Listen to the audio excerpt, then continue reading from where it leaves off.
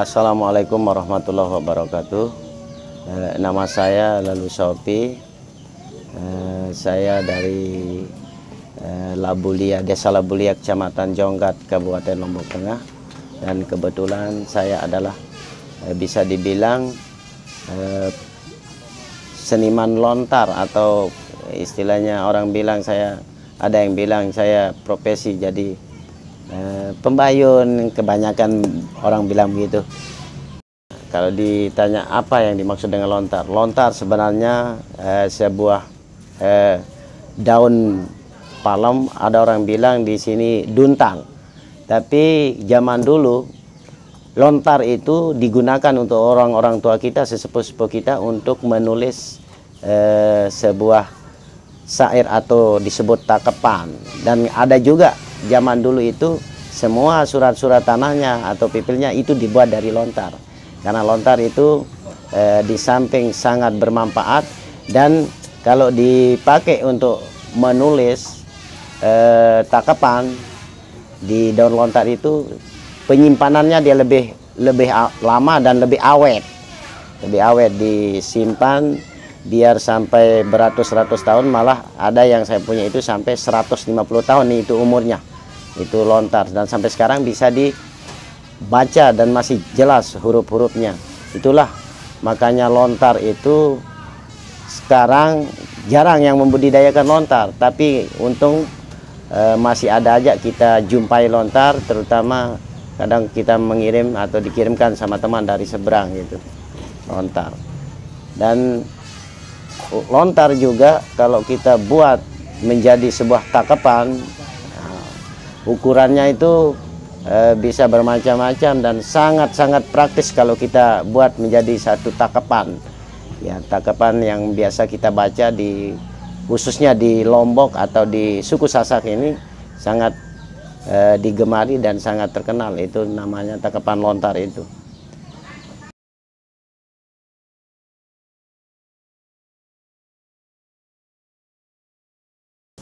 Fungsi lontar di dalam budaya suku Sasak, terutama kalau sudah jadi kayak yang saya sebutkan pertama tadi, sudah jadi takepan, jadi banyak sekali fungsinya. Terutama di budaya suku Sasak kita masih melaksanakan ada yang namanya pepausan di saat padi sudah mau naik perutnya, terus kita bacakan itu takepan atau lontar. Nah, lontarnya juga bermacam-macam namanya. Kalau kita mau bacakan untuk selamatan atau selamatan padi, itu nama lontarnya atau nama takepannya itu Puspekerme, nama takepannya itu. Dan sangat banyak lagi fungsinya Puspekerme itu di dalam suku Sasak atau budaya Sasak. Malah orang-orang yang istilahnya mandul atau tidak bisa mempunyai keturunan, kadang saya sering diundang sama orang yang ada hajatan yang lama menikah tapi belum punya keturunan. Di situ di takepan lontar atau lontar Puspekerme itu kita bacakan di situ tangkapannya. Dan masih banyak lagi fungsi-fungsi lain di dalam lontar itu. Ada untuk usada atau untuk pengobatan, media pengobatan dari lontar.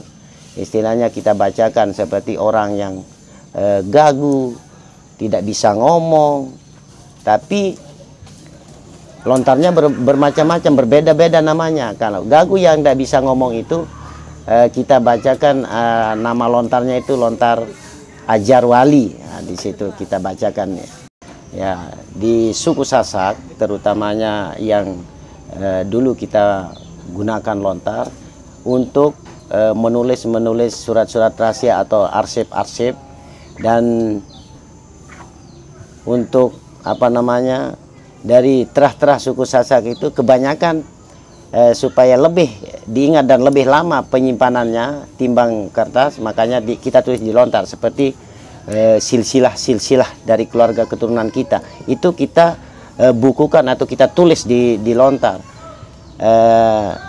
Kenapa harus di lontar? Sebab kalau kita tulis di kertas di suku Sasak itu, di samping kurang apa namanya, kurang tua atau kurang antik bentuknya, yang jelas silsilah itu kan harus yang betul-betul penyimpanannya lebih awet, karena lontar itu kalau betul-betul pengolahannya bagus, dia sampai berumur 150 tahun itu bisa disimpan di lontar itu.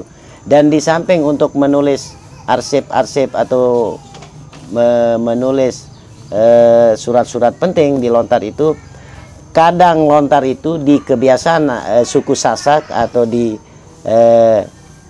umumnya Lombok itu, kadang lontar itu juga kita pakai untuk media pengobatan. Nah, terutama pengobatan orang anak kecil yang lama istilahnya tidak bisa ngomong, kita bisa menggunakan media lontar, tapi nama lontarnya itu Ajar Wali.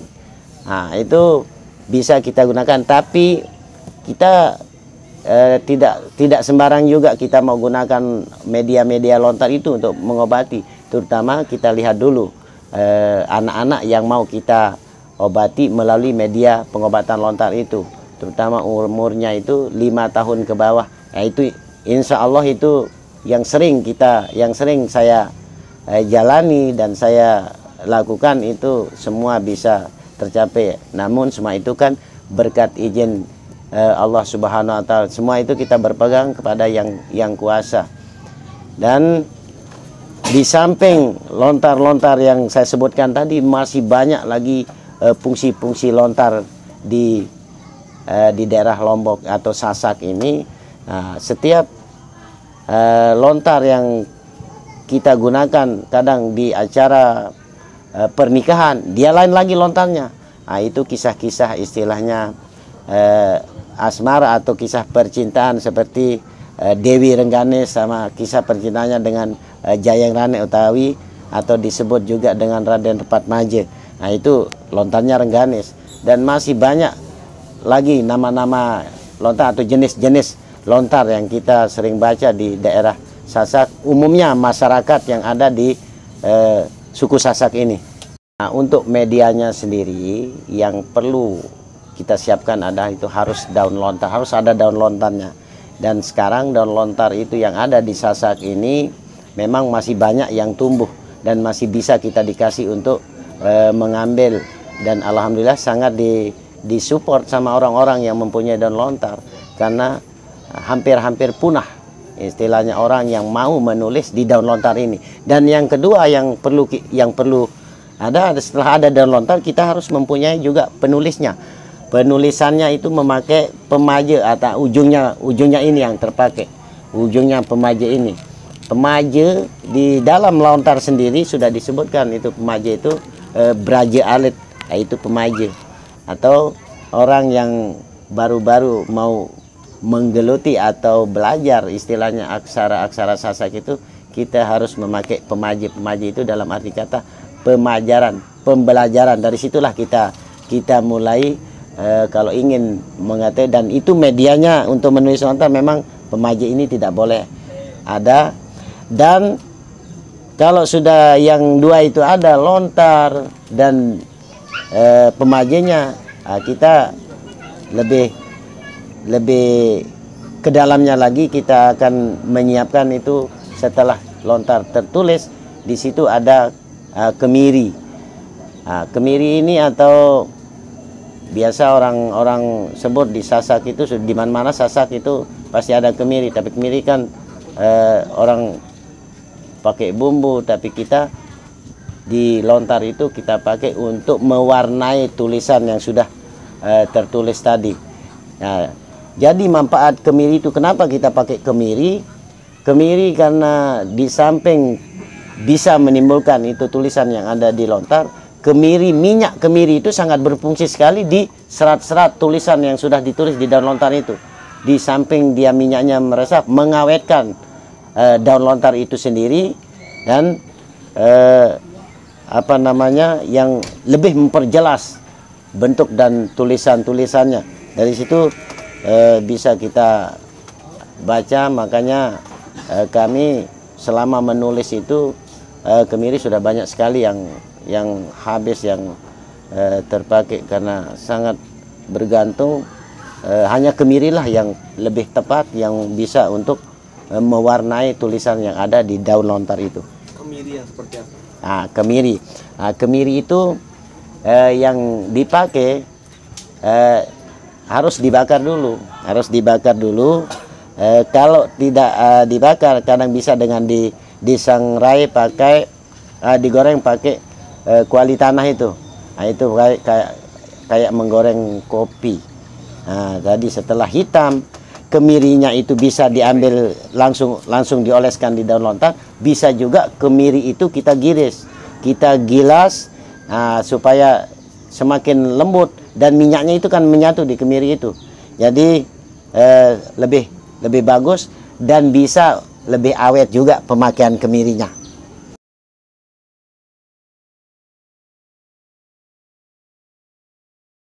Kalau kita mau persiapkan daun lontar, terus pertama yang paling kita utamakan pergi mengambil daun lontarnya. Dan daun lontar yang betul-betul bisa dipakai itu adalah daun lontar yang nomor 2 dari paling bawah, yang hijaunya sudah hijau betul-betul, hijaunya bagus. Itu kita ambil, sehabis kita ambil dari pohonnya daun lontar itu, baru kita pilih yang di tengah-tengahnya. Paling dalam satu pelepah daun lontar itu kita ambil 10 atau 12 lembar.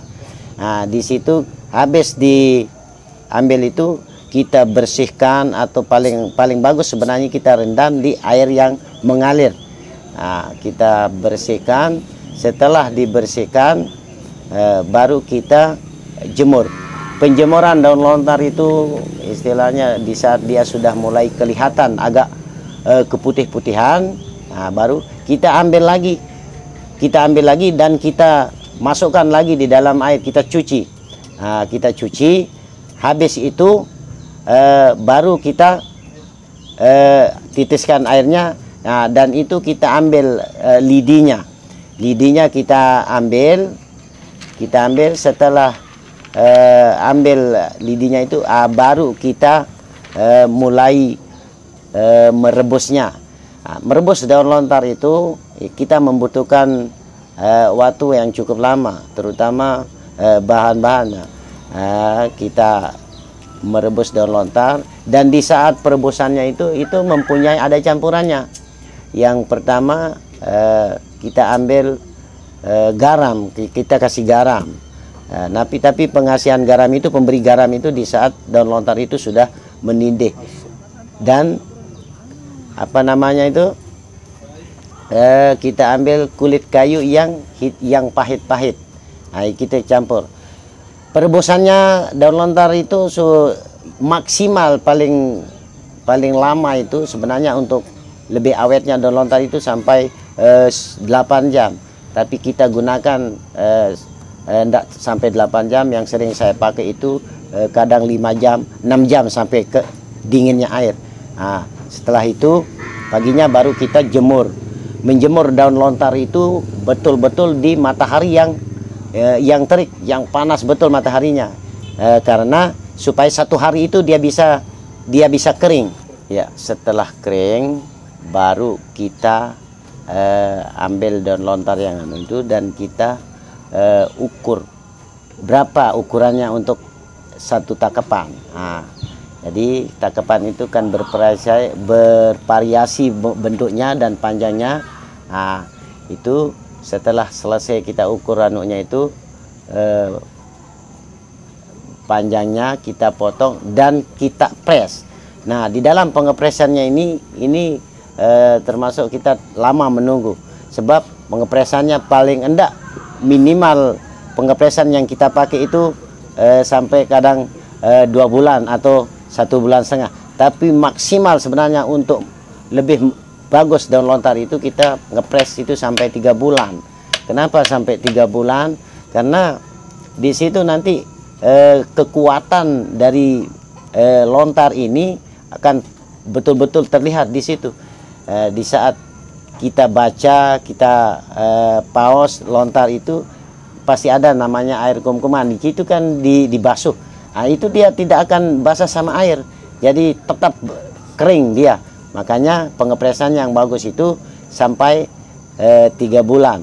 Habis kita press sampai maksimal 3 bulan itu, baru kita keluarkan dari pengepresan. Nah, di situ kita melobangi lontar. Nah, tapi melobangi lontar itu kita hitung berapa membutuhkan lembar 1 tangkapan itu. Di situ aja yang kita lubangi dulu. Sebab kalau kita lubangi terlalu banyak, sedangkan tangkapan paling banyak, paling tebal tangkapan itu kan 90. Ada yang memakai 60 sampai 50 lembar. Nah, sudah itu di lubang itu, nah itu sudah kita tinggal siap untuk menulis,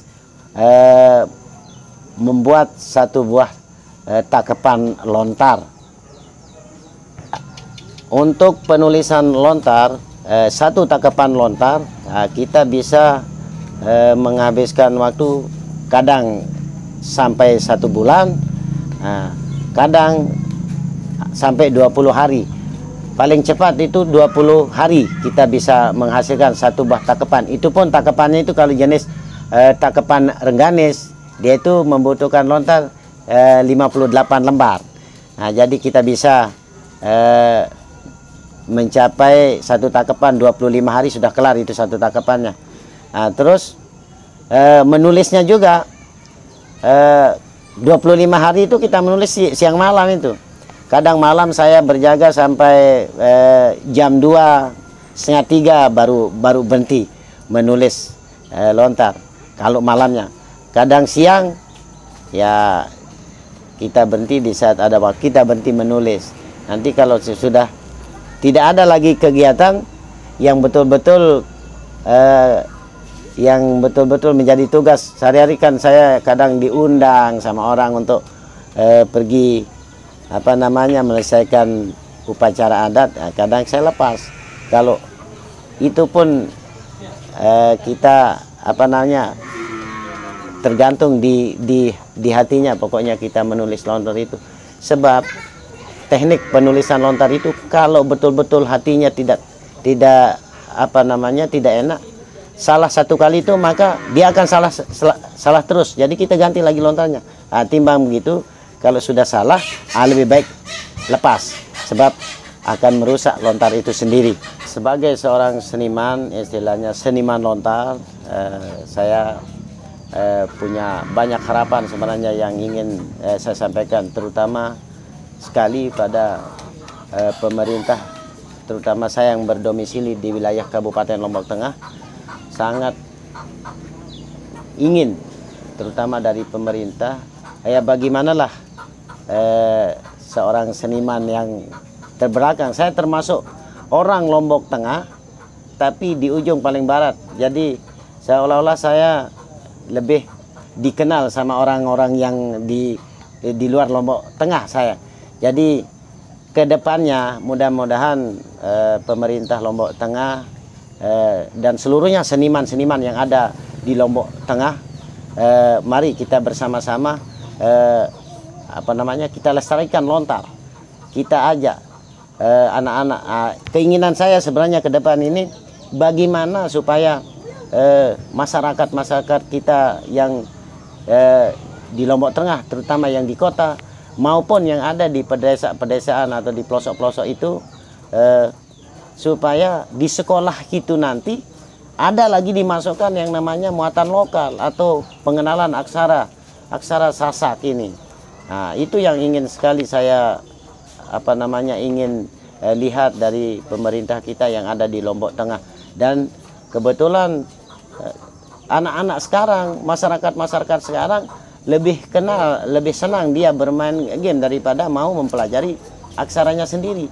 Padahal kalau bermain game dia bisa bertahan berlama-lama duduk. Tapi ini saya sampai saya ingin sekali mengajak masyarakat itu mari belajar dengan mengenal aksara Sasaknya, dengan mengenal bahasa lontarnya sendiri, malah akan tradisi-tradisi yang telah lama kita tinggalkan di suku Sasak umumnya di Lombok ini, dia tidak akan punah. Dan saya sangat ingin sekali melihat suku Sasak ini. Mari kita kembali menengok lagi tulisan-tulisan kita yang dulu, terutama kita ajari generasi-generasi kita yang masih betul-betul terang, masih betul jernih dia punya otak. Jangan sampai terkontaminasi dengan gadget-gadget yang belum tentu manfaatnya lebih banyak mudaratnya timbang manfaatnya. Tapi kalau ini lontar, sangat banyak manfaatnya bagi kita, bagi orang-orang Sasak terutama. Saya sangat bangga sekali menjadi orang Sasak karena saya bisa mengenal aksara Sasaknya dan bisa membacanya, terus saya bisa melestarikan, bisa menulis aksara-aksara Sasak di daun lontar. Sinampuri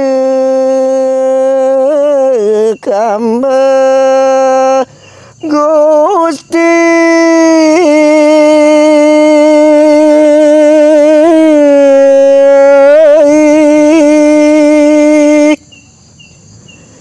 dening enjing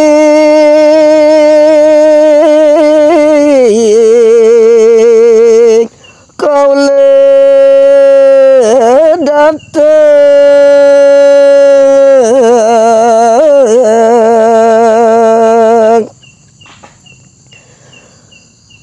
amarah kandike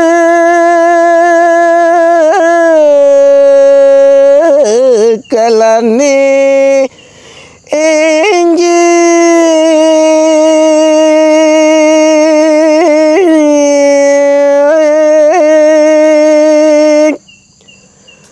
gumraja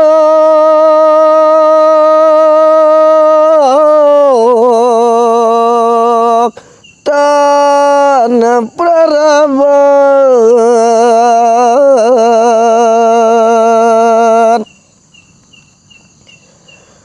kadi atur ingkang kaule kang rumit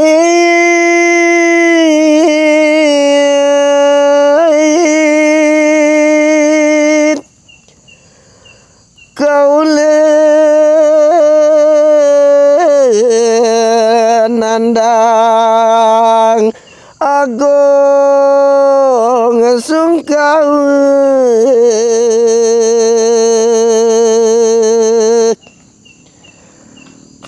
rame aji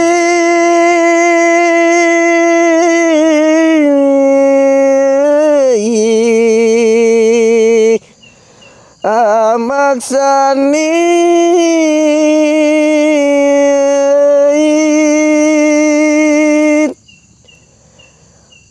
kau lekingkang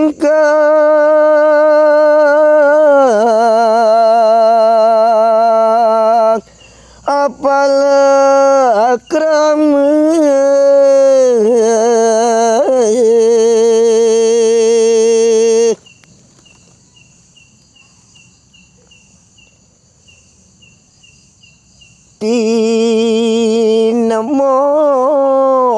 tinemok ambe Gusti lan wong laki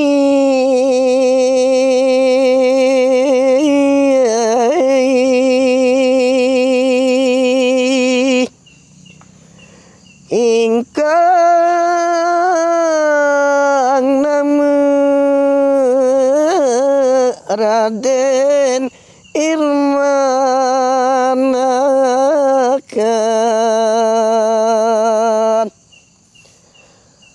wong edan tan waro praniti